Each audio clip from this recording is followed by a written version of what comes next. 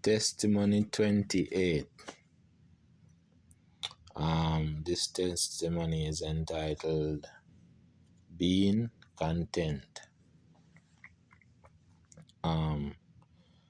Recently I was in the hospital for about a month, and then when I came out of the hospital I started going to a facility.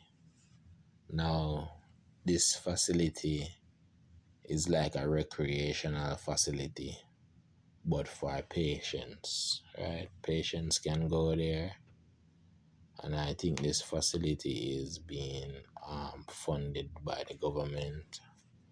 Therefore, I think that's the reason why food there is so cheap, right? And most days there are 3 meals a day. Most of the days there are 3 meals per day. And God, me going to this place, God has shown me something great. God has really shown me something powerful. God has really changed my life by going to this place. This place really touched my heart, right? Because for the last couple of years, I've been educating myself on financial literacy, which is not necessarily a bad thing. You know what I mean? In financial literacy, they teach that why work for 40 years and then retire and you cannot buy a Lamborghini, right? Things like that they teach in financial literacy. You want your Lamborghini right now.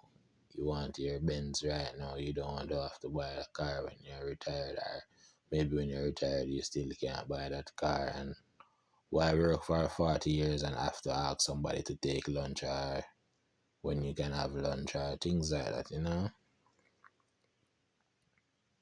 Which is not necessarily a bad thing, because we want the freedom, we want the financial freedom, we want being able to buy whatever we want to buy.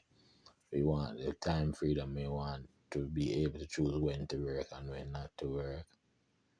We want the location freedom, we want to be able to work from our bedroom or from a coffee shop or from our living room or from a hotel room. We want the location freedom.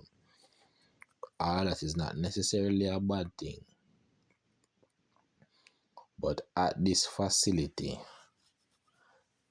a lot of members come there that are patients, and they have a couple staff there, a good number of staff there. They have about 5 units. One of the units is media. That's my unit, where I can learn how to take professional photos. I can learn photography, I can learn videography, video editing, I can record songs in a studio, things like that. They also do a magazine, a newsletter, which I've written an article for the magazine recently and did a profile and took a picture, put in the magazine. And there's a cleaning and maintenance unit where the members volunteer to clean and to do admin work. There's a food kitchen unit where members cook the food. The food is cooked by the staff and the members.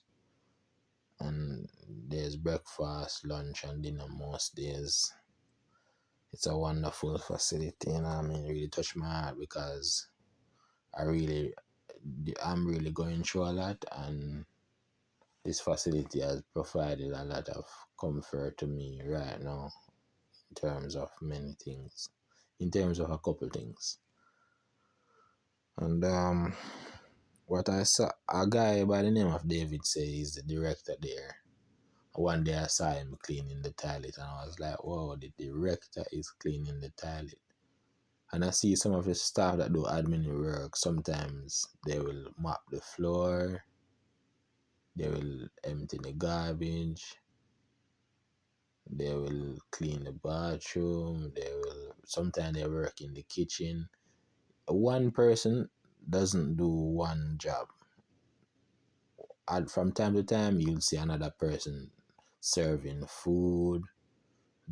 You'll see somebody that's an admin serving food, and stuff like that. And it really blew my mind. It actually blew my mind. One day I asked Melissa, she's a staff, said, "How do you feel about working here?" And she said, "I love working here." You know what I mean?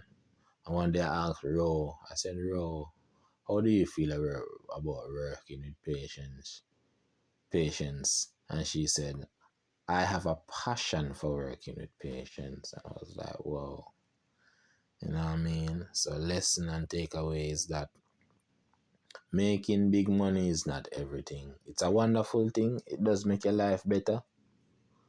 Being rich and being wealthy does make your life better in a lot of ways, but it's not all. It's not everything. You can live your life on a salary without being like a millionaire or anything.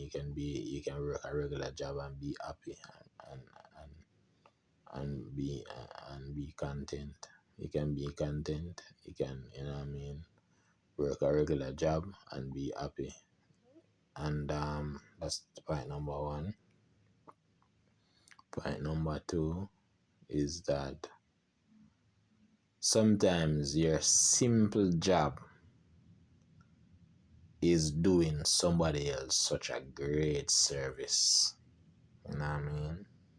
Sometimes your simple job that you might rate insignificant may be doing somebody such a life changing service. In my case right now, which is my case right now, their simple job of cleaning and cooking and doing admin work is doing me such a groundbreaking service that it changed my outlook on life. And point number three is that sometimes your simple mundane task or your simple mundane job is your God given calling. Right? Sometimes your simple mundane job and your simple mundane task is your divine calling, is your God given calling, is your God given purpose, it's what you were placed on this earth to do. And the other day I wrote a quote and posted on Instagram and posted in a worship group that if everybody were to be rich, who would do the menial jobs? Right? If everybody were to be rich, who would be the menial jobs? This week in America, some parts in the United States are going to have a thunder, a snowstorm, and I see the police taking the homeless people off the ground and bringing them into shelters, and I'm like, wow, we need the police. We need people to be police officers so they can take people off the road. That is gonna be 6 inches of snow. And it's gonna be real bad. Some people might die out there, freeze out there, whatever. It's gonna be very, very cold in like 22 degrees to like 11 degrees to like 16 degrees. You know what I mean? It's gonna be very cold, very, very, very cold. 40 degrees is winter. So just imagine 11 degrees. You know what I mean? It's gonna be very cold. 20 degrees is very, very, very, very cold. 20 degrees is very, very, very, very cold. You know what I mean? So imagine how the snowstorm is gonna be bad, and it's gonna after the snow falls and the snow melts, it's gonna be ice. It's gonna be black ice. People from the Caribbean, they think snow is a nice thing. To play in the snow and make snowman and make snow angels, they think it's a nice thing. But people live in the United States hate the snow. You know what I mean, people in the United States hate the snow. Anyway, so you know what I mean. The final takeaway from my revelation that God gave me is that be, we should be content. It's being content, you know what I mean? Being content in whatever we're doing. It's our God given calling, whatever we do. My mother's a teacher, that's her God given calling. She'll not be rich from it, but that's her God given calling. She's changed many lives with that job. You know what I mean? She impacts so many lives, she changed many lives, she created other doctors and lawyers and teachers and nurses and all those students became those things from our classes. So you know what I mean, we should be content. Sometimes our God-given calling, sometimes our service impact people so great, and making big money is not all. You know what I mean? It's being content. One, we can see the cup half empty, or we can see the cup half full. We can see the cup half empty, or we can see the cup half full. Right? We can see the cup half empty, or we can see the cup half full.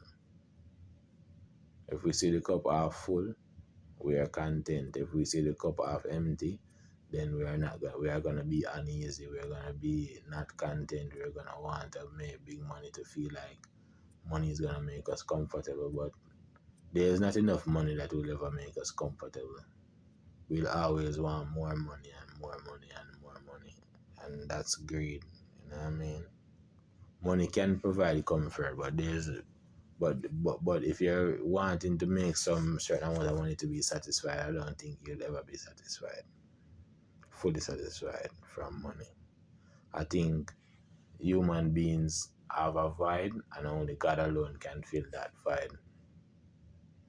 Our need for comfort, our need, because the Holy Spirit is the comforter, our need for companionship, our need for achievement, whatever our need is, only God alone can fill that void. So my last, so I'm reiterating my point that being content is the main focus of this revelation. All right, yeah.